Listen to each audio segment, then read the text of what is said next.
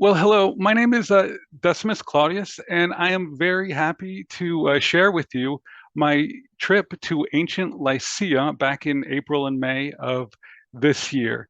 Um, it took about 10 or 11 days, and it was quite exhausting in the fact that there were so many different mountains to climb and different ravines to traverse and boulders to cross.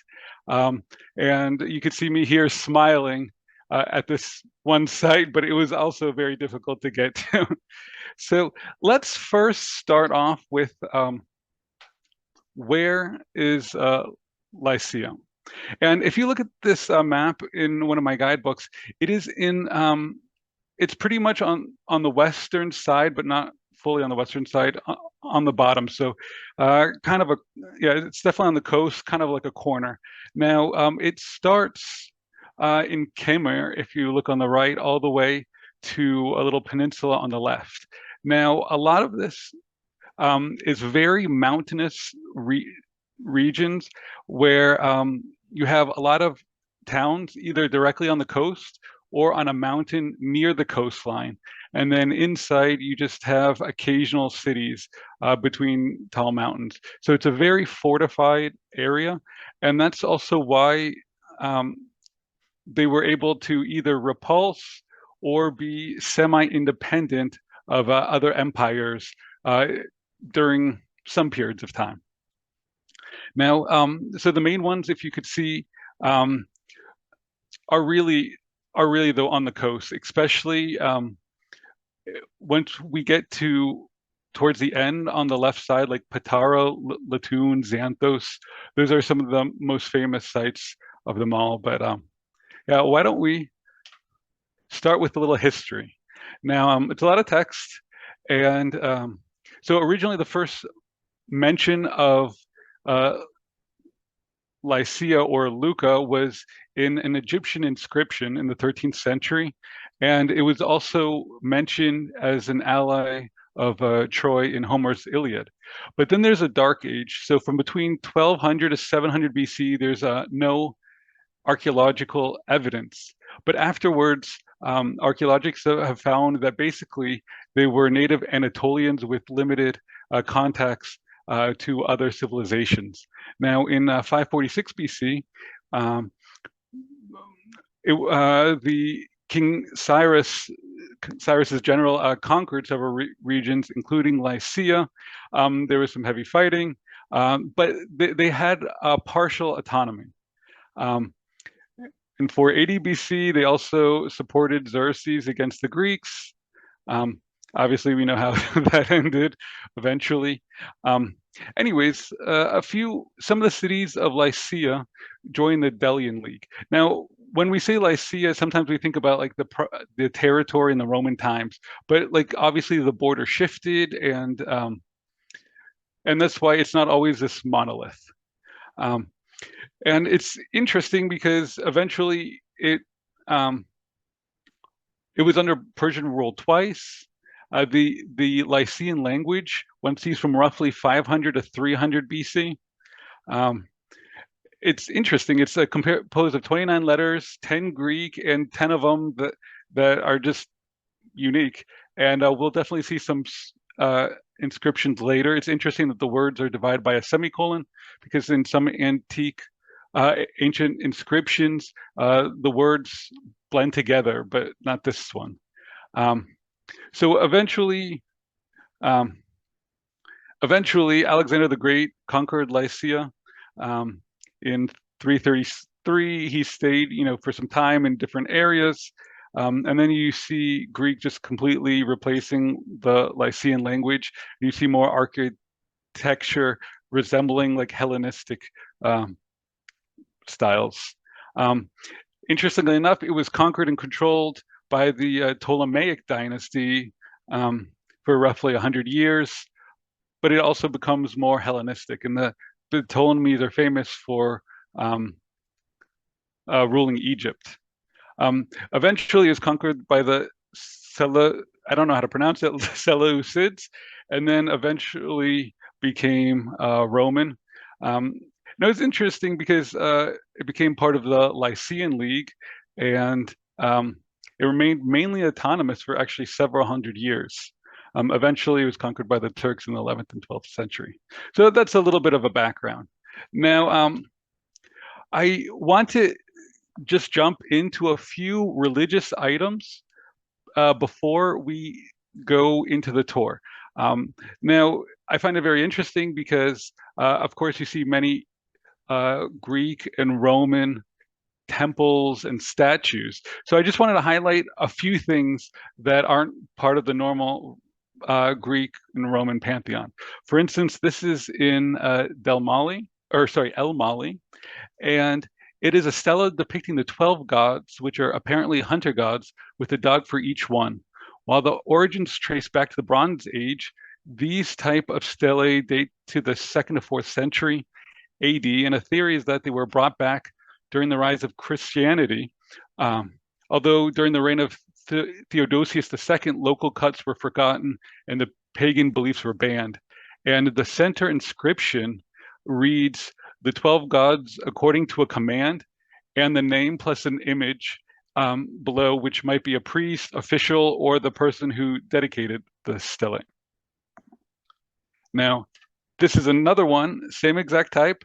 Everything is the same except for a different style and also a different name who dedicated it. But I did see several examples of this very unusual stele. This is in Andriache, and this on the left is a menorah panel from a synagogue for the small Jewish community of traders. It dates to the 4th or 5th century AD and is dedicated in Greek to the family members who set it up: Macedonius, Procles, Romanus, and Roma. So very interesting names for Jewish people. The synagogue on the right is in the front of a corner of Hadrian's granary. And it's interesting that Hadrian's granary was built in 129, 130 AD, which now houses the Museum of Lycian Civilizations. So it was a very prime location right in front of the harbor for this synagogue.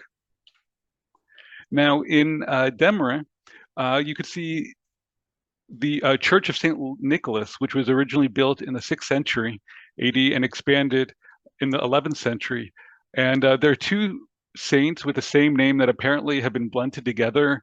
There you can see wonderful frescoes, architectural designs, and even some Byzantine mosaics. Sailors in the Eastern Mediterranean prayed to him and carried an icon on their travels, which some believe can be seen as the belief in Poseidon being carried over to St. Nicholas. Although it is a stretch probably to people that belong to the Roman religion today. St. Nicholas's bones, though, were taken back to Italy in 1087, apparently due to Arab invasions. Now, so that was the religious part that I just wanted to get out of the way. So now we're going to the various places. This is also inside that church in Demre. So now we're going to the places that I visited on this trip. We're going from east to west, and this one is on Mount Camera. And I actually took this picture in 2018. So I went there once at night in 2018, and once this year during the day. I definitely recommend it at night because it's just amazing to see and hear these natural flames, which are coal gas fires, which have been burning since antiquity. And during Roman times, a temple to Hephaestus was located there. And interestingly enough, a 5th century church was built next to these. And it's called Camera after the fire-breathing beast. This town is Rhodiopolis, and one here can see a Roman theater with Hellenistic influence, which seated about 1,500 people.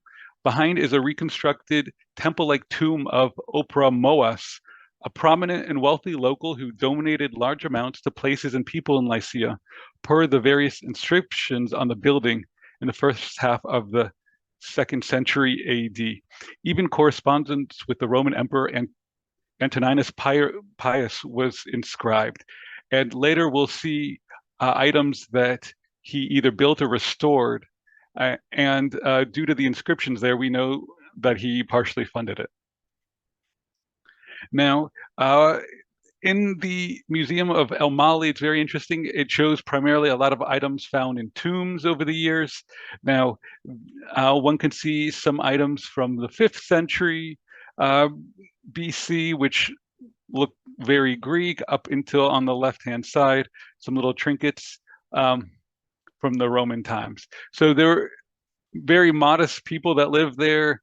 I mean, there's not much riches in the graves in that in this part. So this is more of the inland part in between mountains. So it's interesting. Some of the graves, though, had before the Romans, there were some frescoes, but unfortunately in the museum, they don't have any of the examples, just statues and small items. Now, in the courtyard of the museum, they have different sarcophagi. And in Lycia, one sees thousands of sarcophagi. To be honest, in 10 or 11 days, I can't even count. Maybe if I saw 1,000, 2,000, 3,000 sarcophagi, graves, what have you.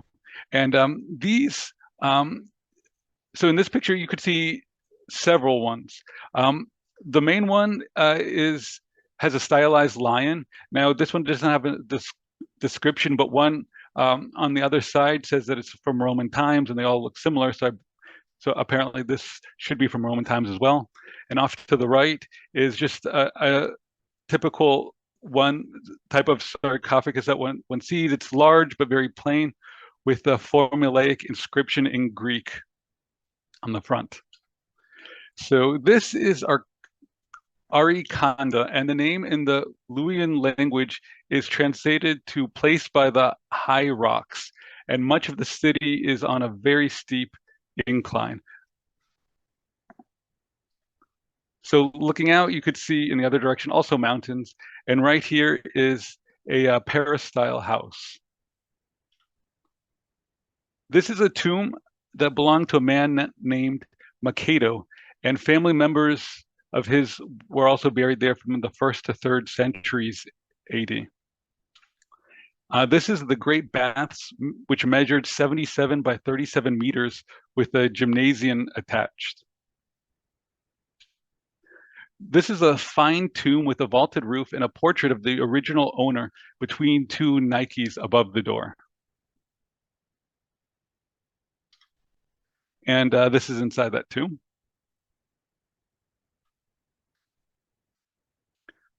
This stadium was about 117 meters long, but only has 3 rows of seating.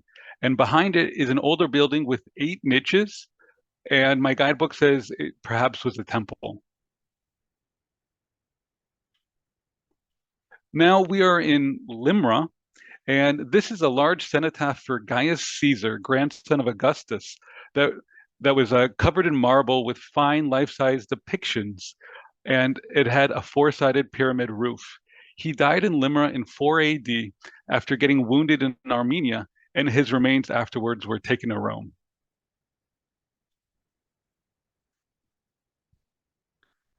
Now, this theater was originally from the first half of the 1st century BC, and it was partially destroyed in an earthquake in 141 AD, and was rebuilt with funds that included a 10,000 denarii donation from Opramoas of Rhodiopolis, which I mentioned a few minutes ago. Now, these are rock-cut tombs in Myra, and some of them are depictions of Lycian houses. Other types of monumental Lycian tombs are large sarcophagi. Underneath the steps were burial chambers for relatives or slaves. We also see pillar tombs, which show earlier Lycian art, and also temple tombs. But these, however, are mainly the Lycian house type.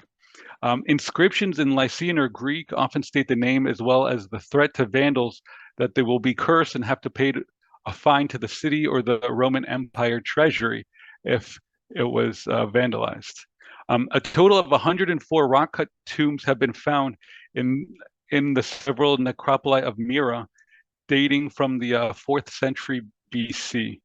23 of them have inscriptions, of which 13 are in Lycian and 10 are in Greek. Some even have impressive carved reliefs with family members, deities, or warriors, but one isn't allowed to go up without permission, so it's only possible to see them really in books. In the zoomed in picture, one could make out with some difficulty a few of the reliefs. For instance, slightly to the right and slightly above, you could see a big circle and a shield. This is an example of one of the tombs with a Greek inscription.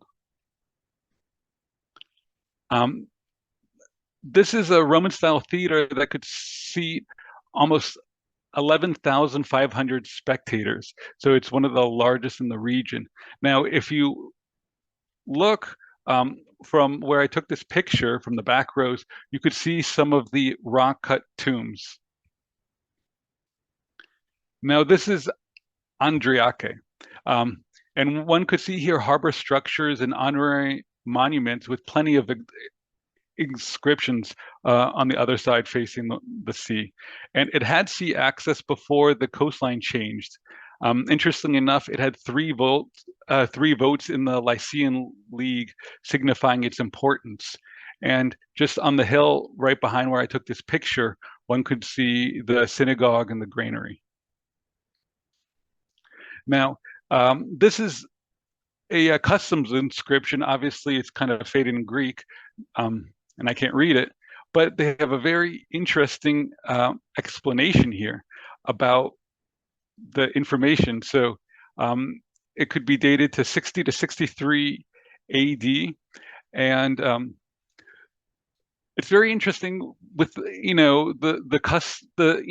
special customs, and you could see what was traded in this port, like purpur, saffron, tar, oil, fig, and probably fish. It's interesting that they even mentioned statues of cities.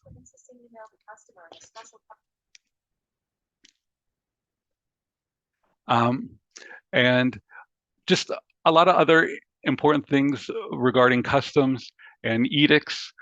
Unfortunately, there wasn't a line-by-line translation, but this definitely has a good summary of that. This is the town of Cannae, I believe how one pronounces it. And one has to actually hike up a lot, and it's not very easy to get to, but it's a wonderful setting with great views if you go along the ridges. There's plenty of tombs all around. These happen to date to the Roman times and are near the theater. And this is a theater that fit about 2,500 people.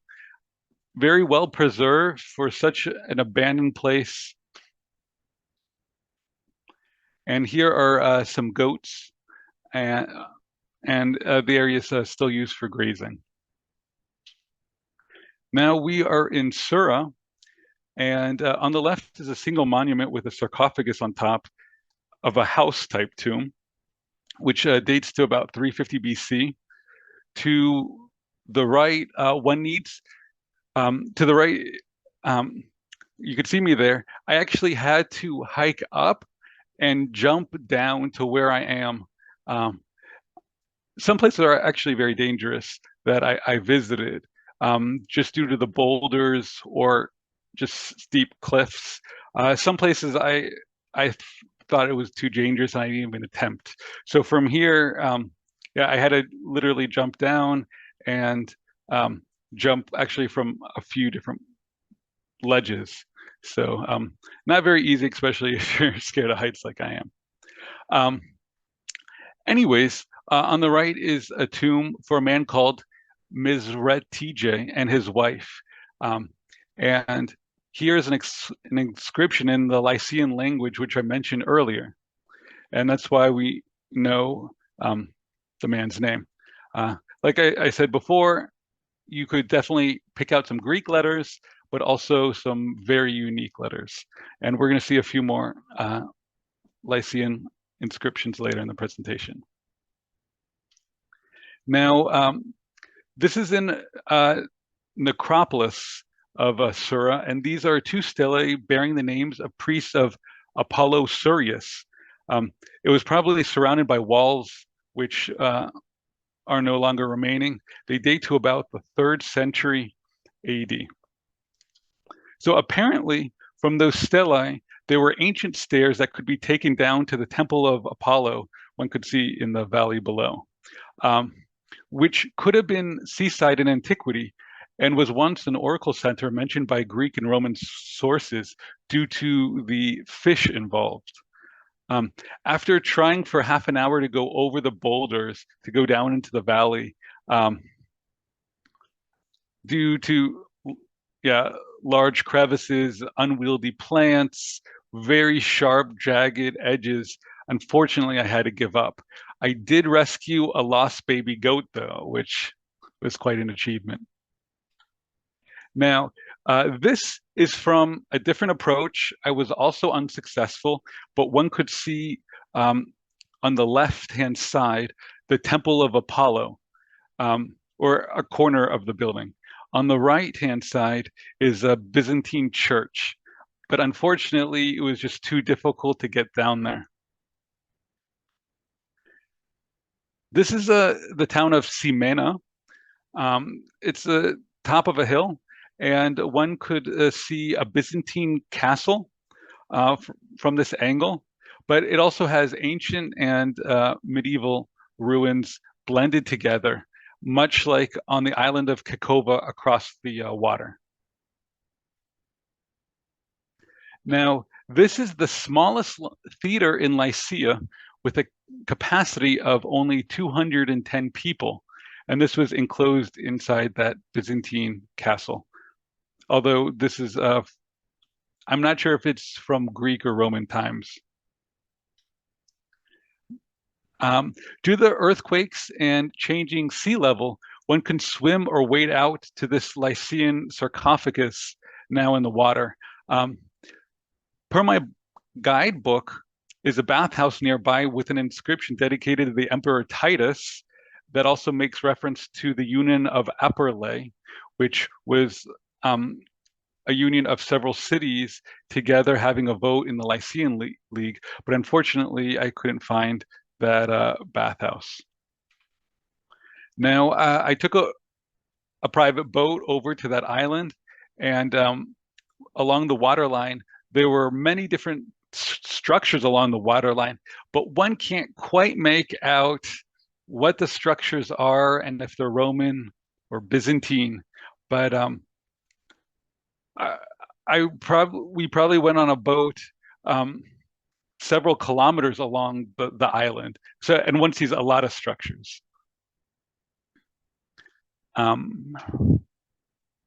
So this one is Timusa, or I believe that's how one pronounces it. And one sees various tombs from the Hellenistic or Roman times along the water. Some of them even have an exedra in front, like this one. And one could see a very good Greek inscription there.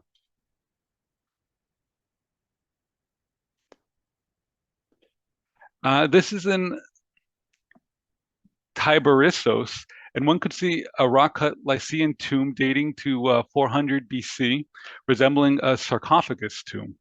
Above the entrance, one could see a male and female figure carved in.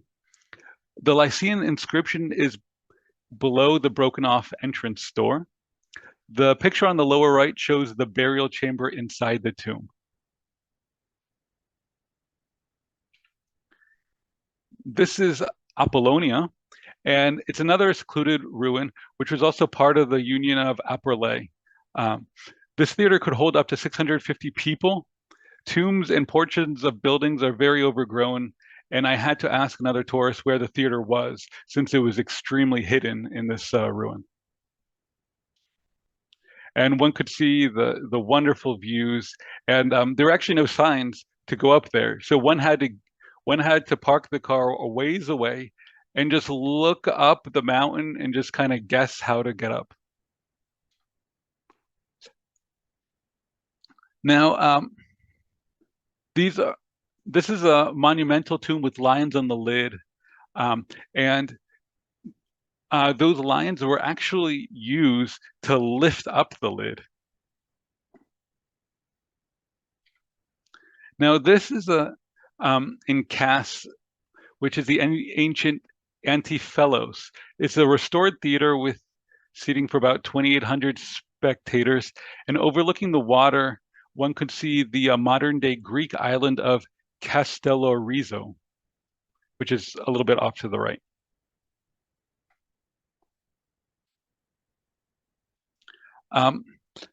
This is actually quite unusual. This is a Lycian tomb with a corresponding Lycian inscription below. However, it was reused in Roman times and bears an inscription in Latin above. And this was the only Latin inscription on a tomb I saw on the entire trip. In Cass, there were over 100 ancient sarcophagi that were recorded in 1842, although most of them were subsequently destroyed for building material, unfortunately. But a few ones remain scattered around town. This is Xanthos, which is one of the most important cities in ancient Lycia. Numerous fine monuments from that town were taken to the British Museum with permission from the Ottoman Empire, actually. Here one can see the Agora and the 2nd century AD theater that could sit about 2,200 people, and it was restored with funds from Opromoas of Rhodiopolis. This is another angle of the theater with two monumental tombs. The one on the right is called the Harpy tomb for King Hybernus, known for a depiction of a bird woman. The white marble reliefs at the top were taken to London and replaced by replicas in 1957. This exhibits Hellenistic work at the end of the Archaic period and dates to about 480 BC. On the left is a pillar tomb with a sarcophagus on top. Inside the pillar, archaeologists found inside a vase made of Egyptian tile depicting Bernie, wife of Ptolemy II, in jewelry. Nevertheless, there were several burials over the centuries, although the original one was first used in the 6th century BC there. This is the part of the Xanthos obelisk, and it's a pillar originally 9.7 meters tall of mainly Lycian inscriptions on all sides. It has not been fully deciphered, except a short Greek section mentioning that Gerges killed several Arcadian hoplites in one day, among other feats. Reliefs of war scenes were on the top of the obelisk. It dates to roughly 400 BC, was used in the 19th century to gain more knowledge of the Lycian language, and part of it are actually in several different museums. This is the lid of a Lycian tomb called the Dancer's Sarcophagus. It shows a fallen warrior slipping off a horse while the victor stands on a raised platform and dates to the 4th century BC. There are many tombs with interesting reliefs from Lycia. However, the best ones are all obviously in museums. So one sees the second-rate reliefs.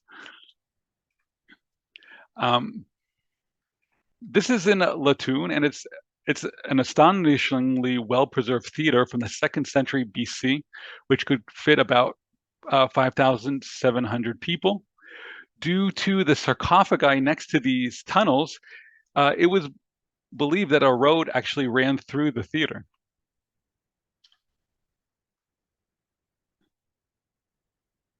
In the foreground, here in Latoon, one could see the monumental fountain and the sacred road with a temple each to Letu, Artemis, and Apollo to the right. This was a very important place of worship that originally dated to the 7th century BC, although most of the structures here date to the Roman times. And one could even see a partially destroyed or sorry, and they were partially destroyed to build a church on site in the 6th century. This is inside the Temple of Leto, which was a sacred cult center of the Lycian League. Here there was a pronaos of 2 columns in front of a cella. This second temple on the site was originally built in the 4th century BC with friezes from the 2nd century BC. This is the best preserved of the 3 temples next to each other there, and was perhaps used somehow in Christian times. Nevertheless, no altars have been found in front of the temples. Patara was a very important city in Lycia, which housed the parliament of the Lycian League, and this is a monumental city gate. This is a theater. It was originally Hellenistic and repaired in Roman times, which could seat up to 6,000 people. One has a good view of the parliament building of the Lycian League, dated to the late Hellenistic period. A bit behind it is the main street, and off to the right is the city basilica. This is in front of the parliament building of the Lycian League.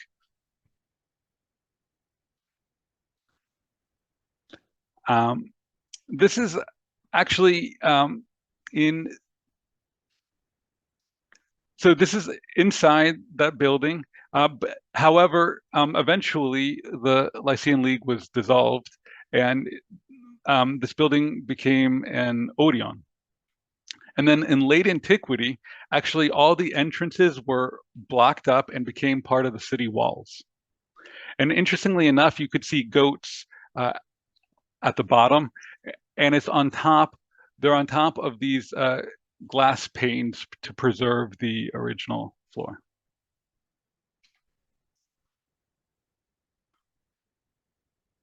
Now, this is the inscription on Hadrian's granary in Patara, which is different from a different Hadrian's granary that we've seen. And this is the main street in Patara. On the left, one could see the harbor baths, and on the right is the palm grove of Leto.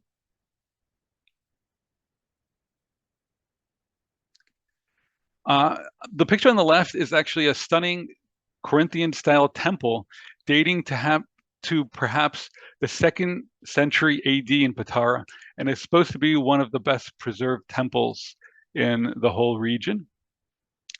On the right is an aqueduct outside the city that stretched for several kilometers and brought water into Patara. Now, this is in Sidima. These ruins are very difficult to access. One has to drive quite a ways so on poor roads, and then one has to hike a considerable amount to go to the bottom of this hill, and then one has no idea where actually the theater is. I was actually looking for the theater for at least half an hour on this hillside until I finally found it. If you look at the bottom of the picture, you could see several banks of seating. But like I said, it was extremely difficult to find after a very long hike. Interestingly enough, it has a very good view. You could even see the snow-capped mountains afar, off to the left-hand side. Now, this is actually a monumental tomb. Unfortunately, there wasn't a sign, so I'm not sure if it was Roman or Hellenistic. You could see human figures carved inside it. It wasn't too tall, but I didn't see anything comparable on my trip to these carvings inside the tomb.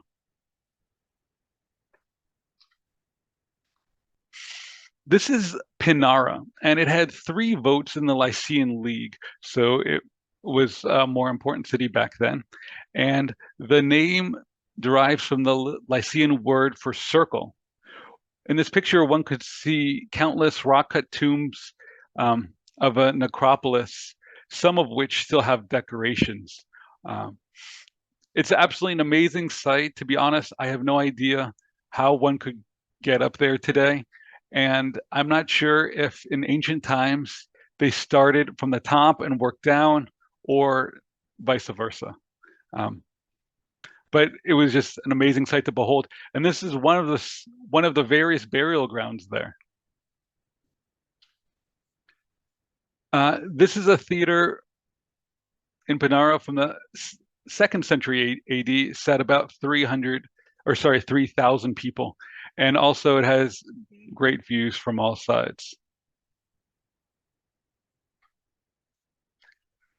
Uh, Now we're looking at Toulouse, looking towards the stadium with a pool in the middle, which was 72 meters long, 8.3 meters wide, and 1 meter deep, which is kind of unusual to be in a stadium.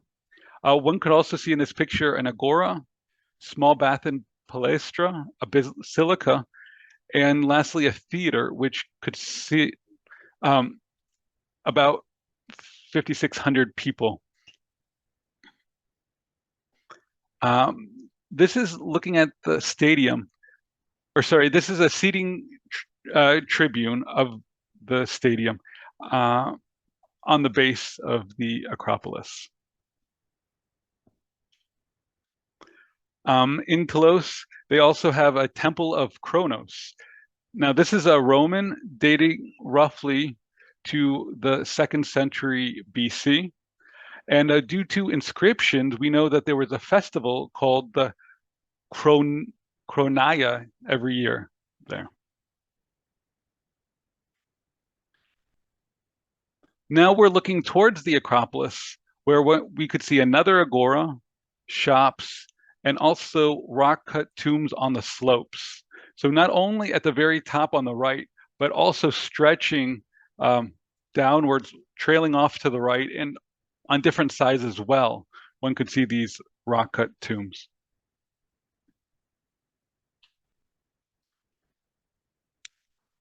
This tomb in Telmessos, ancient Telmessos, modern day Fethiye, is very well known due to its state of preservation. And the rock-cut tomb was for Amintas, and we know that because there's a Greek inscription. It was dated roughly to 350 BC, and even imitation iron nail heads were carved inside. So it's very ornate, resembling a temple. Now, many pictures online show graffiti.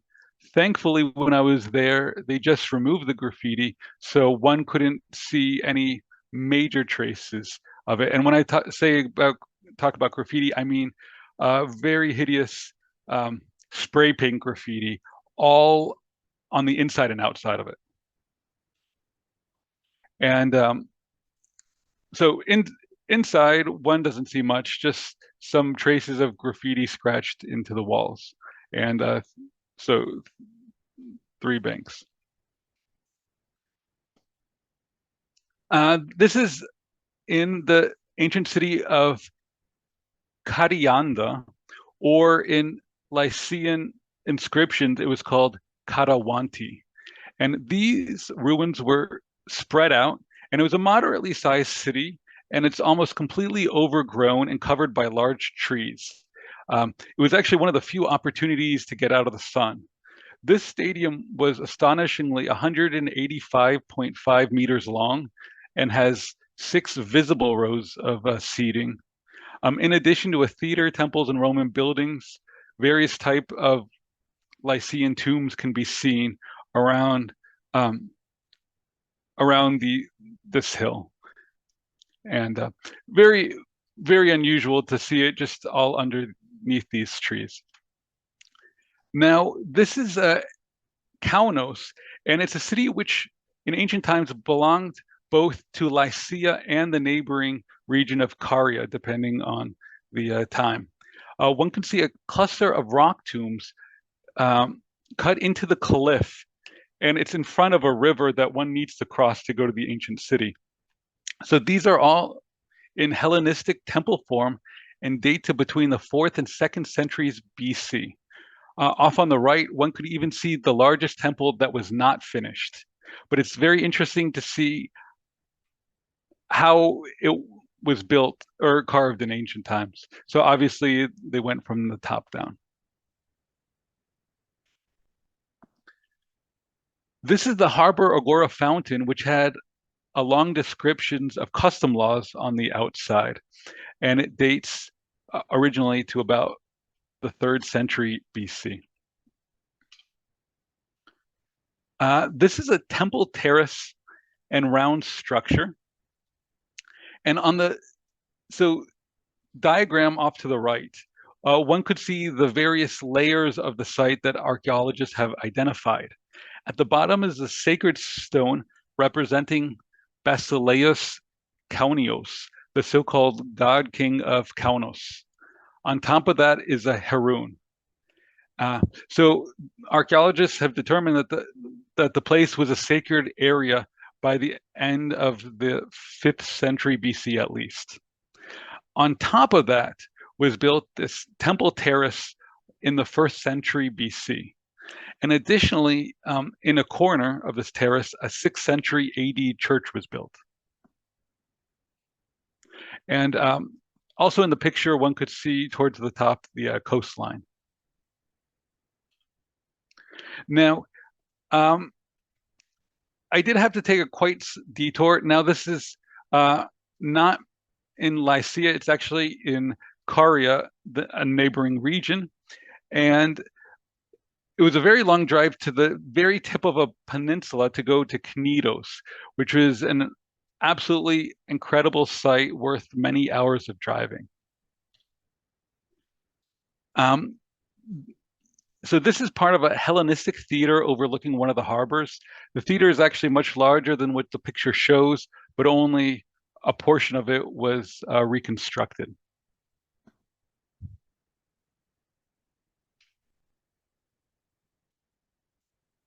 One could see here various structures, including a stoa and the temple of Dionysus in the middle. And this overlooks another harbor. And one could see also a gate at the harbor entrance, and behind that, a modern lighthouse. Now, this is a round temple, and some people believe that it is the temple that housed the very famous statue of Aphrodite of Knidos in antiquity. And many people wrote about it. Now, obviously, not everybody agrees with it because there's no 100% definitive evidence that this was the temple, but it was a round temple and it was in the city, and it checks all the other boxes, and also ships could see it from the harbor. So that's why, some people believe that that statue was in this very temple.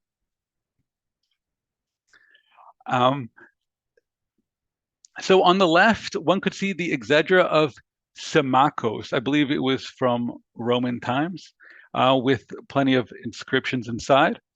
To the right, interestingly enough, is a granite stone, and it was close to this exedra and that central portion. And on the stone, which was carved in roughly 550 BC, one can see a graffiti of a man and a woman, perhaps in a scene of embrace. And very unusual to see, especially since it wasn't in a museum or anything. It was just out in the elements for such an old and interesting inscription. Now, going back towards Lycia, I stopped in Marmaris, went to a archaeological museum. On the left, one could see just various funerary stones. One could also see a stele with the 12 gods.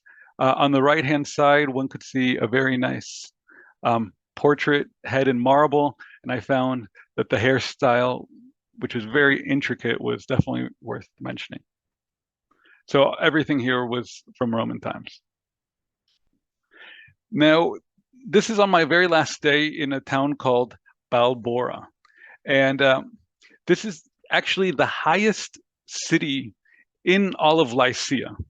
And it's today composed of scattered ruins on several hills. And I actually spent almost an hour trying to find the upper theater, which I had to give up. On the left-hand picture, almost towards the top, below the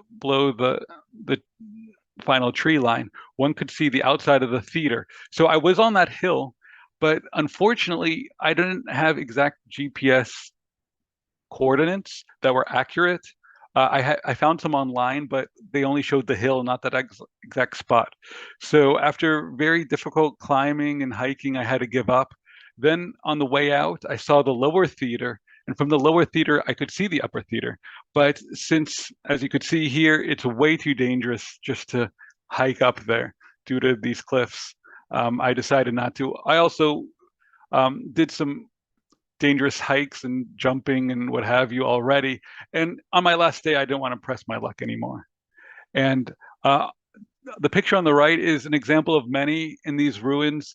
I believe that they were already partially excavated illegally, and just tons of things were sarcophagi were just,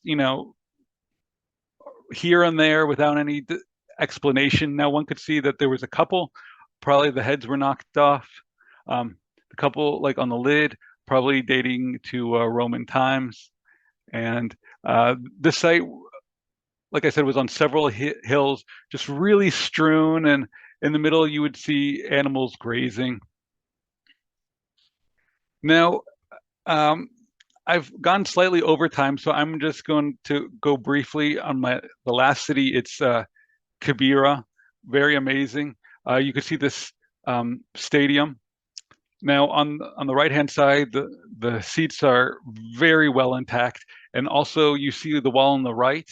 And I actually tried to find a way to go from the stadium up the hill, but actually that old wall is still standing, and you can't get up there.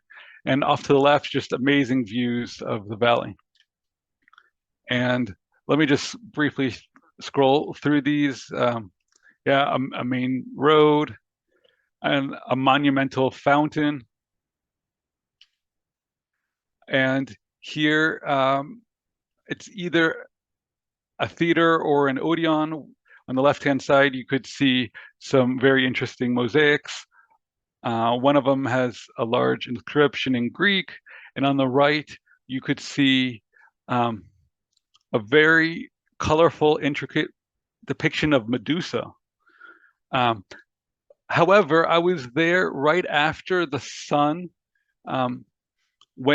dipped below a portion of the wall. So that's why in the foreground you could still see the colors appearing, with sunlight, and right behind it, like with the face of Medusa, it's already in the shade.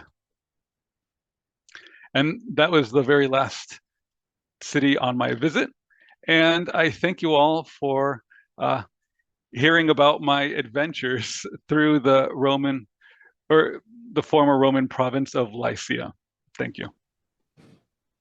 So thank you so much for that interesting presentation. What I'm going to suggest is that if people have questions, so there is a raise your hand feature. If you go to the, I believe it's in the chat area. So if you have a question, please use the raise your hand. And then when your question has been answered, then you can lower your hand.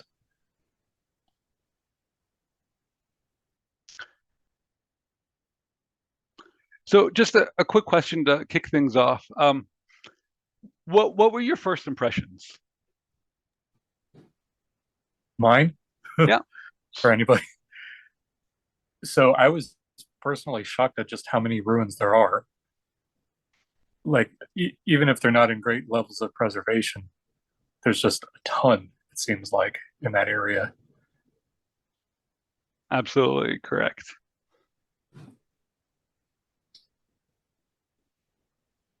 I was also curious, I guess, about the level of signage that there was there? Because you obviously had explanations for a lot of things, and you were by yourself pretty much. So like, how were you getting the information you had? Well, I was actually there with my girlfriend, and she did most of the driving, and I did most of the research. And I have um, an amazing guidebook um, called "On the Lycian Way," which I picked up in an official official museum shop in Turkey. Of and I actually bought it last year. I'm not sure if it was in Ephesus or one of these museum shops, and I got it not thinking that I'm going to go there this year, but just because it had so many interesting Roman places. I was like, I want to go there some year. And when I was thinking about places to go this year, I was like, oh, I have that guidebook. Let me take a look at it. And it's so informative. And it was actually a lifesaver because most of the places have no descriptions. And in the book, it doesn't have any GPS, but sometimes it says, it's like 2 kilometers northwest of this village. And then I could go on Google and then I could, kind of eyeball it. And or like sometimes it'll tell me, where to park the car and sort of stuff like that. So I don't think I could have seen so many ruins if it wasn't for this book. And I also think that if I had a month, I could have seen all the ruins to see because I left out a huge amount of ruins. I actually only saw the highlights. There's so many ruins that I could have seen that I wanted to see, but just within 11 days, it wasn't practical. So I do see a hand raised. So yeah, what is your question? May I? Sure. Can you hear me? Yeah. Forgive me, I have some bad connection of internet, so I was thrown out during your speech.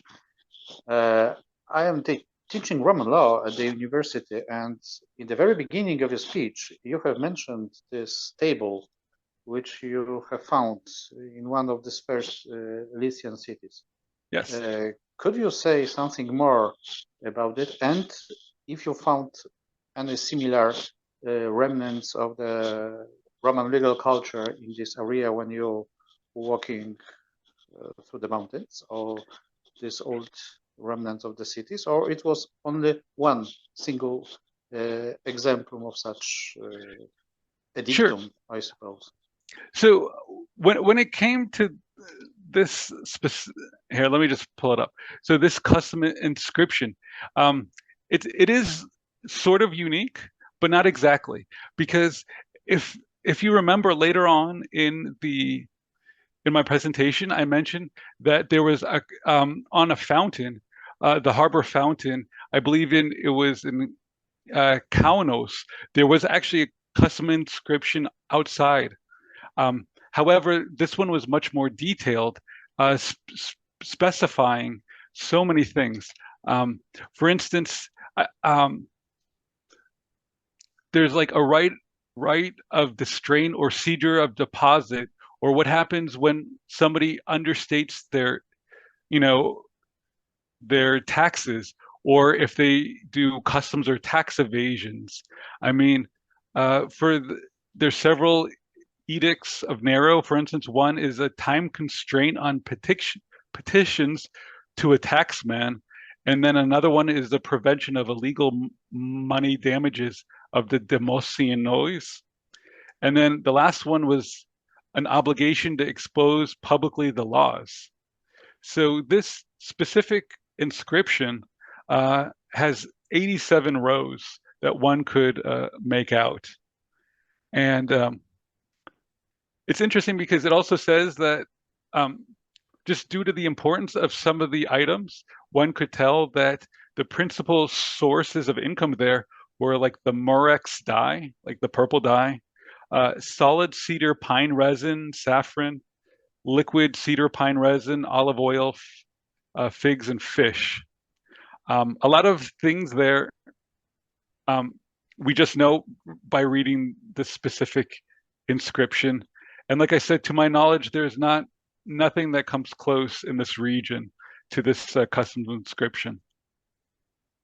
Well, may I have another question? Sure.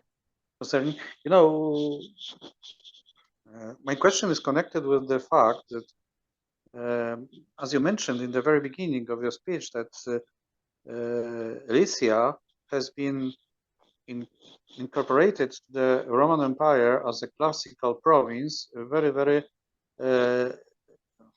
lately, comparing to the neighboring areas.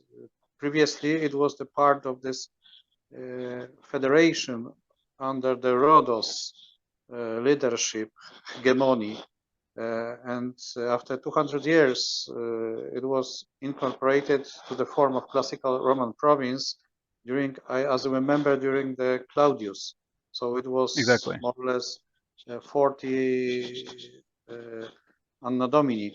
So I was asking about it because during this 200 years of this, how to say, client federation state of the Roman Empire, the legal system in Lycia was very specific. It was mixed of Greek law from the Hellenistic time, some kind of Roman local customary law, and of course the influences of the jus gentium, this common part of Roman law, because it's preserved the status of the client state, not as a part of the Roman province. Especially, I have found some information that during, but of course I found it in Wikipedia during your speech. It was not my previous knowledge. That the status of Lydia was so interesting that even the founding fathers of the United States Constitution were interested in this matter. So it was one of the strange examples how the ancient constitutional legal culture could influence present day times. So this is my question connected with this example of the legal remnants. So, but you don't know, or maybe you mentioned, but I can't hear from which period of the time was this inscription you have mentioned. It was the Nero. Nero.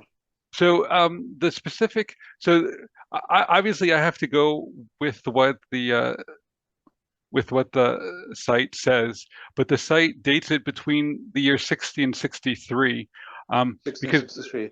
Because Anno Domini, so it was after Claudius' incorporation. Yeah. Exactly. Nero's the emperor after Claudius. So, and there's 3 direct edicts from Nero, and then the other ones were just various items of just various laws. So, but 3 of them had directly Nero's name attached to them. Yeah. But do you know, I mean, maybe what was the formal status of the author of this edictum or this table? It was the prefectus or proconsul or something like this, or there was not actually mentioned? Yes, it is mentioned. So the name of C. Licinius Mucianus and is mentioned on there, and he's known to have been the governor of Lycia during the reign of emperor, and he is on the 3rd row of the 87 rows that one could identify, and but there was mentioned the formal title because you know, for example, as I know, there is a huge discussion. What was the proper title of the Pontius Pilatus? He was the prefectus of the Judea, or he was a kind of envoy, or maybe he was a governor in the rank of proconsul or propraetor.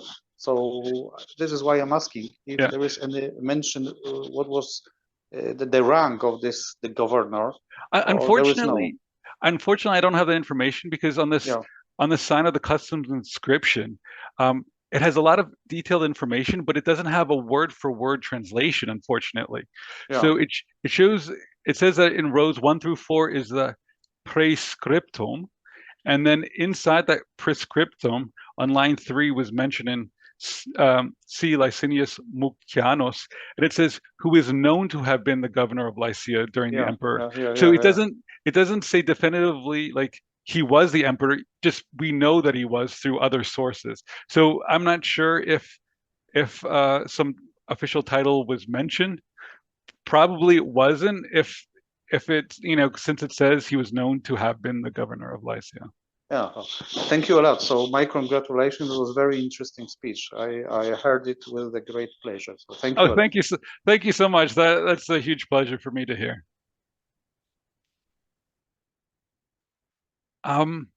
We have plenty of time. Are there any other questions from the audience or comments? I do have questions, but I want to wait to see if anybody else has.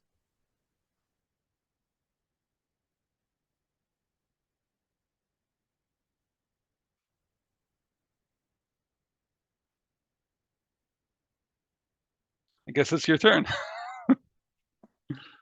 Okay, so I had two questions, whether you might know answers for or not. But I noticed that there were some common motifs on a lot of the sarcophagi. Absolutely. So a lot of them have it looks like sunbursts on them, like on the end caps. Yes, especially the one with the lions on the lid. Yeah. Now, in my book, sometimes, depending on the style, one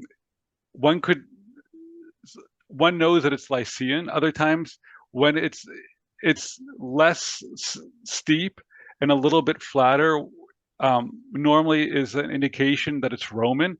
However, Okay. there is a transition period, so it's not always clear. I did read I did see that there was like a sun depiction, but I didn't know exactly why that was on the sarcophagus. Okay. Yeah, I also noticed, so a few of them had crosses or what looked like crosses on them. Definitely not a cross. Yeah, because it looked pretty. It was a little confusing because the date didn't make any sense. But I was kind of curious about that. I also noticed that in one of the pictures from the museum, I think that you showed, there was a little Abraxas medal, or gem, actually. It was like one of the very first pictures that you showed. So Oh yes, it's yes. interesting. So it's interesting that there were, these Gnostic people in Lycia when the majority of that was going on in Greece, or not in Greece, but in Egypt. So I'm curious whether people were moving around or whether the religion was spreading. Well, I'm not sure exactly, to be honest with you. I haven't really studied it that much. What it is apparent, though, is that due to the geography, so the mountains, Lycia many times was semi-autonomous. Mm-hmm. However, there was a lot of cultures that came and went. Or so, like for instance, like Hellenistic or Egyptian, also, but only some items. So there were definitely trade. I also read that so at least in some of these major towns, they were a hub of commerce for the region. So there was actually also inward migration. So, Okay. but it's also hard to see, how much influences, how much migration there was. I mean, Yeah. that's always one of the tricky ones. And also, especially in Roman times, because once we get into like later in the imperial things, things get much more uniform. Mm. Okay. I had one last question, and I'm not sure if it's a function of just like how you were taking pictures or whatever, but it seemed like the stadia that you went to were really, really narrow. Exactly. Is that real? No space for somebody to turn around in it. Yeah. And interestingly, they were different lengths. So it's not like a standard stadium of today. So some of them were wider, Mm-hmm. some of them were narrower, some of them were shorter, some of them were longer. Um, I'm not sure why, to be honest with you. I believe like that you could have not just a foot race in the stadium, but you could have other types of events going on as well, though. Okay. But Yeah, I it's guess also interesting. I was about people just being on foot. I'm thinking about chariots. Oh no, that's a circus. Okay, so these are completely different things then. Yeah, these are completely different. Like these are for like running or athletic Okay. competitions, and like a circus is with chariots. And I didn't see a single place with a circus. I mean, that would only Got it. be in like, so in the provinces, it would only be in the largest cities, and maybe they had one in Patara or another one. I just didn't happen to see it or read about it. Yeah, I mean, it was interesting that there were so many theaters, though. Like basically everywhere you went, there was at least one. Exactly. And lot of these times you didn't see the bouleuterion. So like the small buildings for like the council of the city that you see in some other Greek towns, you only saw like a theater. So I'm not sure if the theaters were dual purpose or just due to time, the bouleuterions kind of disappeared or building materials were used and just these much grander, larger theaters were preserved. Hmm. Okay, well that kind of wraps up my questions. Sure. If there are there any other questions, or are we good to go? So I would suggest that if there aren't any other questions, we should probably we'll stop the recording, and then we can discuss what we might like to do for next month.